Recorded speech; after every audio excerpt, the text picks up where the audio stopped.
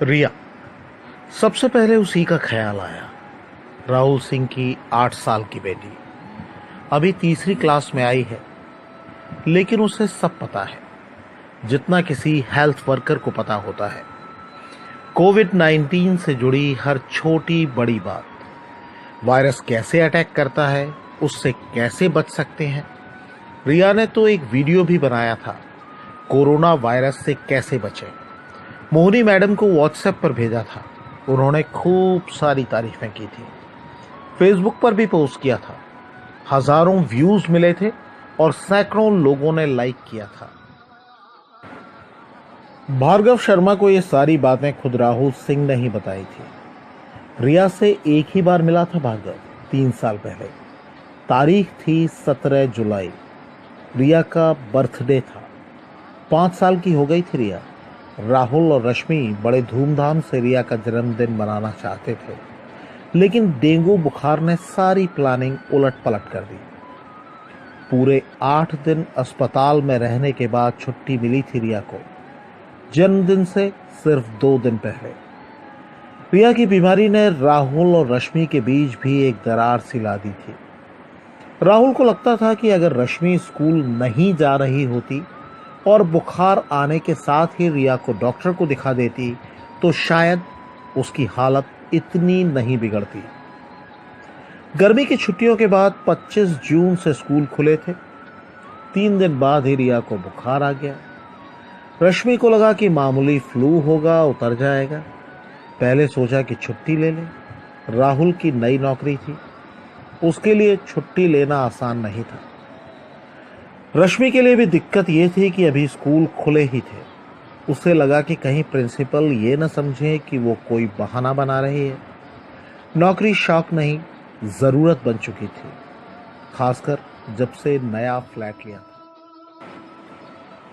Rahul multinational company में काम करता था, लेकिन सैलरी इतनी नहीं थी कि घर का खर्च, मेड का खर्च, रिया के स्कूल की फीस और फ्लैट की ईएमआई और कार की ईएमआई निकल आए। फिर भी जब कभी घर में ऐसी कोई ज़रूरत होती थी कि दोनों में से किसी एक को छुट्टी लेनी हो, तो राहुल का दबाव रश्मि पर ही होता था कि वो छुट्टी ले ले। जब रिया की तबीयत बिगड़ी और उसे अस्पताल में दाखिल करना पड़ा, तब राहुल इतना नाराज हो गया कि रश्मि को मेल पर ही रेजिग्नेशन भेजना पड़ा। घर में बने तनाव का असर बर्थडे की शाम भी साफ नजर आया। रिया भले ही अस्पताल से लौटी थी, लेकिन चेहरे पर चमक बनी हुई थी। सफेद फ्रॉक में वो किसी परी की तरह लग रही थी, मासूम और प्यारी। एक छोटी सी पार्टी सोसाइटी में ही पूल साइड में रखी गई थी। सोसाइटी के हम उम्र बच्चों के साथ झूले पर झूलती रिया बहुत खुश थी। रश्मि उसके साथ थी और बार बार उसे झूला नहीं झूलने के लिए कह रही थी। डर था कि कहीं वो थक न जाए और दोबारा बुखार ना आ जाए।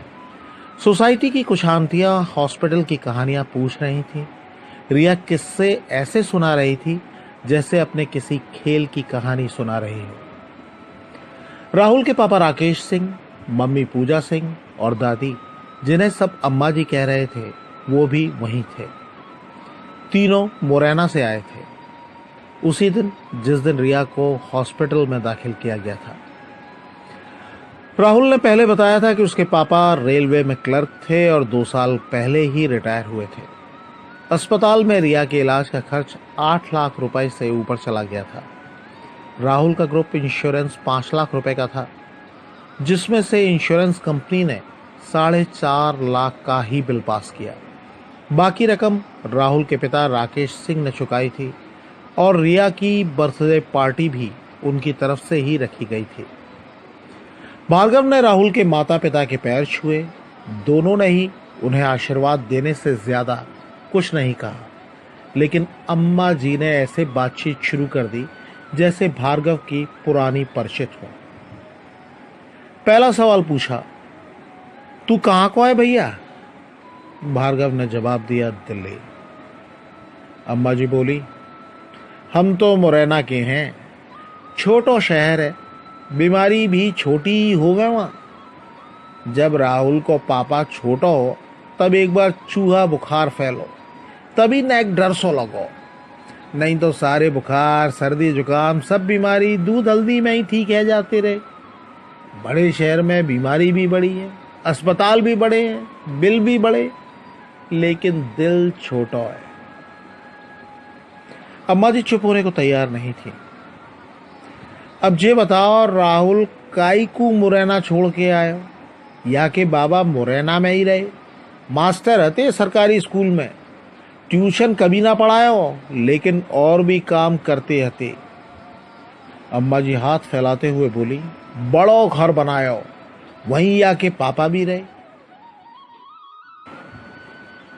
राहुल की तरफ इशारा करते हुए अम्मा जी ने कहा, लेकिन जाए मुरैना अच्छो ना लगे, अपनो घर अच्छो ना लगे। अम्मा जी भार्गव की हाँ हूं का इंतजार किए बिना बोले जा रही थी। अब भैया तो क्या बताएं, 8 लाख में तो एक प्लॉट आ जातो, जाकी छोरी के काम आतो, आगे शादी के टाइम दहेज की चिंता ही ना रहती। अम्मा जी हाथ नचाते हुए बुलंद स्वर में बोल रही थी, मानो किसी रैली में भाषण दे रही हूं। चेहरा भार्गव की तरफ था, लेकिन इतना तय था कि आवाज स्विमिंग पूल के दूसरी तरफ भी सुनाई दे रही होगी।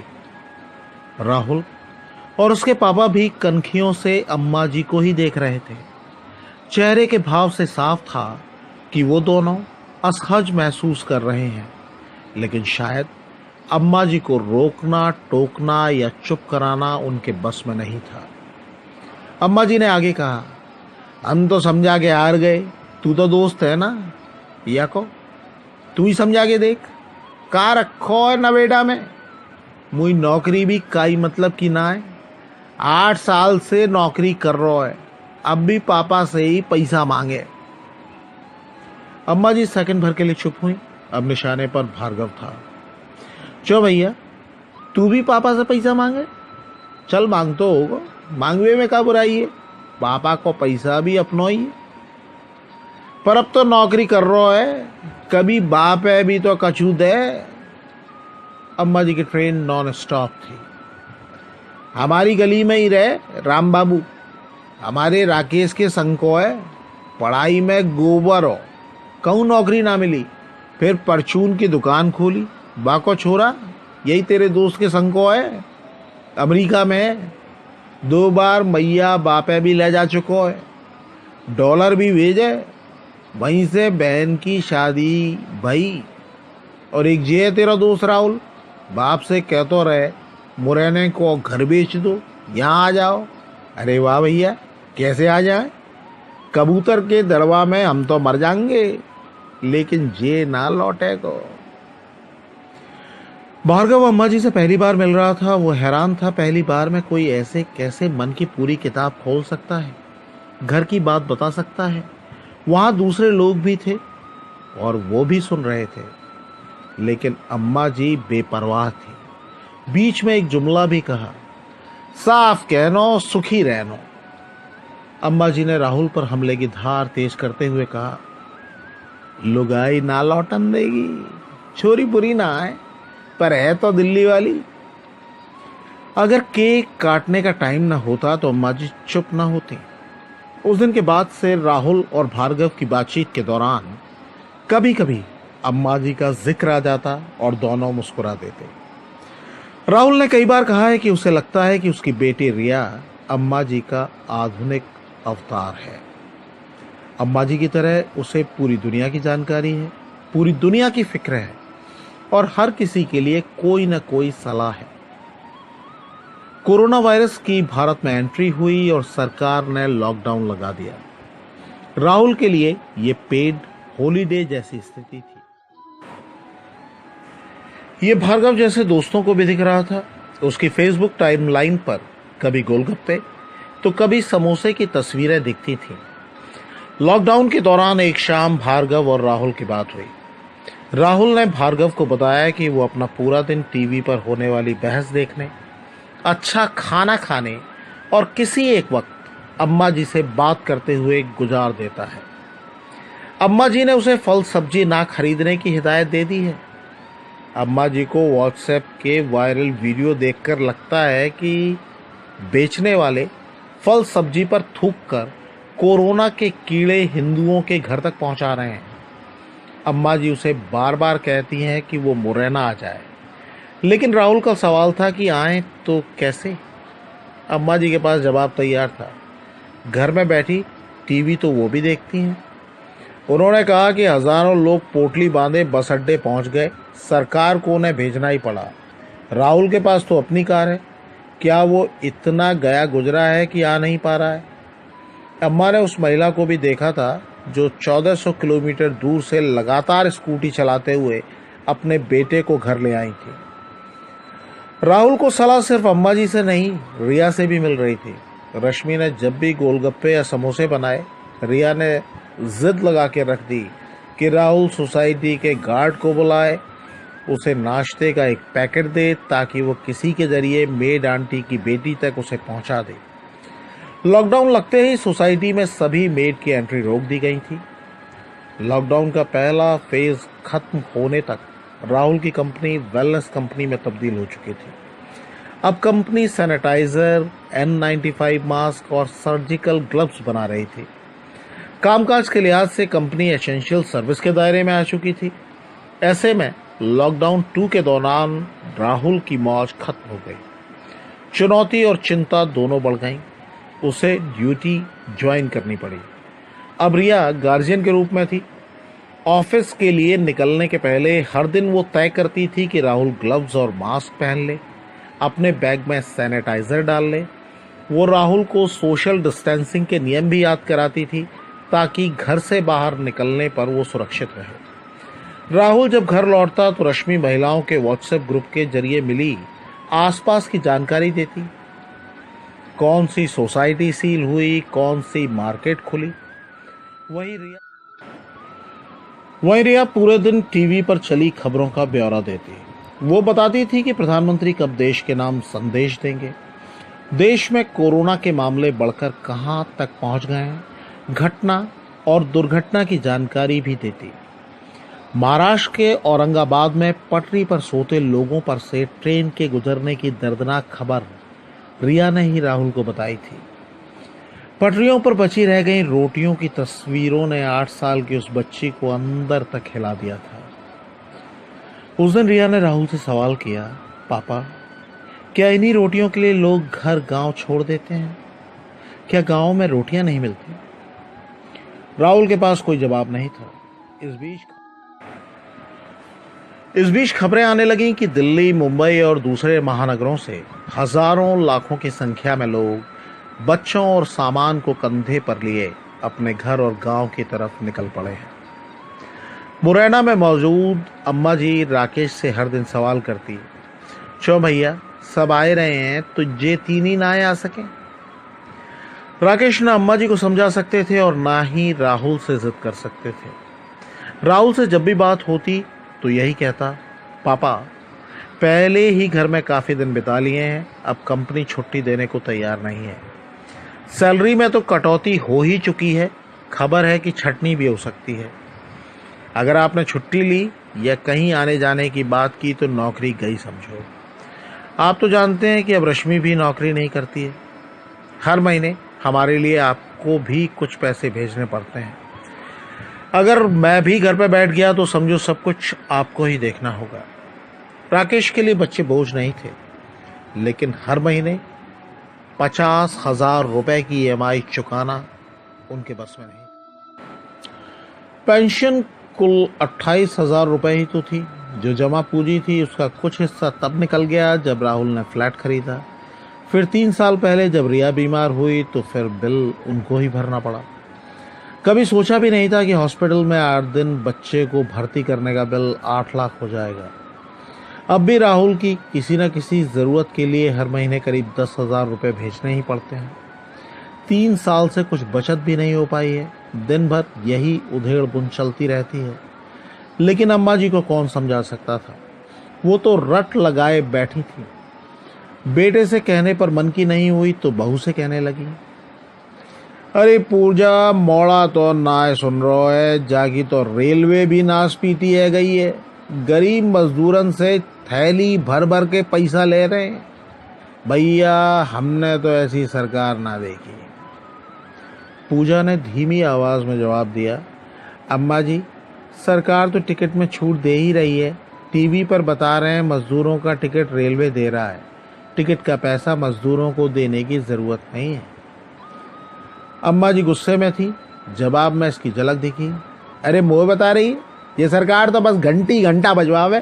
तू ही कह रही अम्मा जी घंटी बजा लो, कोरोना भाग जाएगा।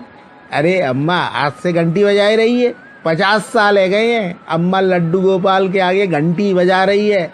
और बंद कर जा टीवी है, दिन भर झूठी बोले जुट्टा। अम्मा जी ने झपट कर प्राण से प्यारे 24 घंटे के सारे टीवी का स्विच ऑफ कर दिया। टीवी से चिपकी रहने वाली अम्मा जी गुस्सा थी राहुल, रश्मि और रिया के मुरैना नहीं आने से, और नाराजगी चैनलों को कोसकर उतार रही थी। पहले बता रहे कि चीन ने फैलाए और फिर कह रहे मौलाना ले आए। अरे तुम कहा कर रहे, बंद करो अपना भोंपू। आगरे वालों मुकेश बता रहा हो अम्मा जी ट्रंप लाए हो या कोरोना है। पता नहीं अम्मा जी को कोई इंट्यूशन था या क्या था। 3 दिन से राहुल को सिरदर्द और हल्का बुखार था। रश्मि डॉक्टर से सलाह करने के लिए कह रही थी। रिया ने तो जिद ही लगा दी, पापा डॉक्टर को नहीं दिखाओगे तो मेरा खाना पीना बंद। ऑफिस में बॉस को बताया तो उसे लगा कि बहाना है। भार्गव ने सरकारी अस्पताल जाने की सलाह दी। टेस्ट हुआ, रिपोर्ट मिली पॉजिटिव। कोई पहाड़ ही टूट पड़ा। पुलिस आई, साथ में एम्बुलेंस, सर से पांव तक वाला सूट पहने हेल्थ वर्कर। फ्लैट के दरवाजे पर कोविड का वो पोस्टर चिपका दिया जो अब तक फेसबुक पर ही देखा था। टीम राहुल को कोविड हॉस्पिटल ले गई। रश्मि और रिया को कुछ दवाइयां दी, उन्हें घर में ही क्वारंटीन कर दिया।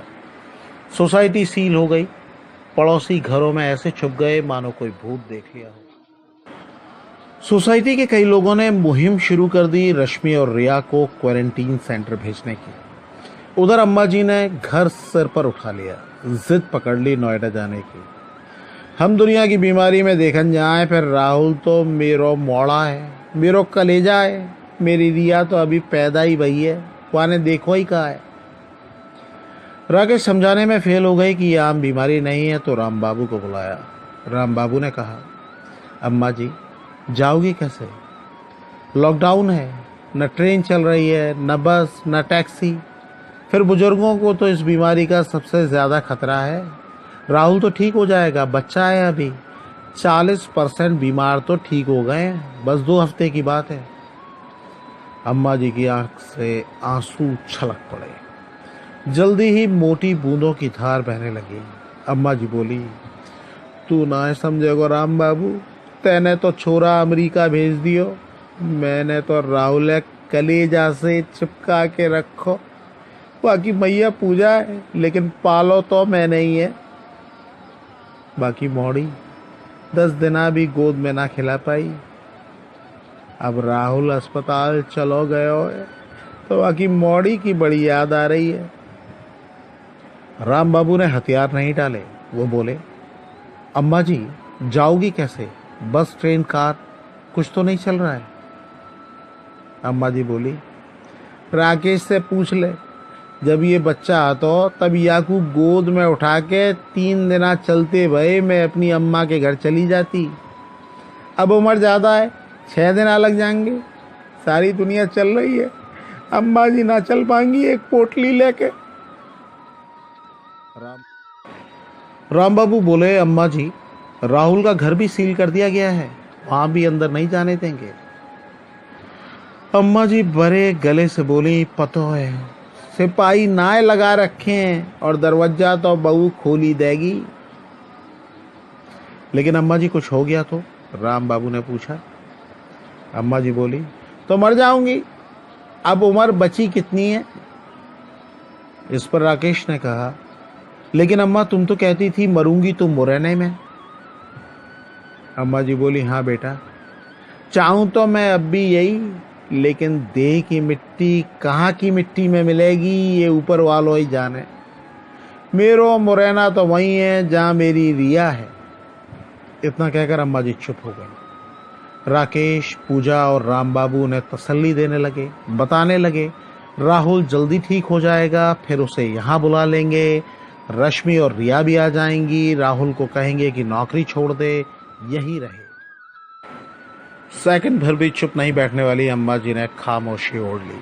मिनट बीता, घंटे बीते, रात हो गई, सबको नींद आने लगी, लेकिन कोई अम्मा जी से दूर जाना नहीं चाहता था। लेकिन नींद पर किसका जोर है, जाने कब राकेश की आंख लगी। फिर पूजा भी बैठे बैठे निढाल हो गई। जाने कितनी देर बाद आंख खुली, अम्मा जी का ध्यान आया, लेकिन वो अपने पलंग पर नहीं थी। राकेश लगभग दौड़ते हुए ऊपर के कमरे में गए। पूजा घर को देखा, बाथरूम देखा, जोर जोर से अम्मा जी के नाम को पुकार लिया, लेकिन कोई जवाब नहीं मिला। नीचे उतरकर सबसे आखिर में घर का मेन गेट देखने का ख्याल आया, जिसे वो अंदर से बंद करके सोए थे। दरवाजा खुला हुआ था। अंदर और बाहर दोनों तरफ सन्नाटा था।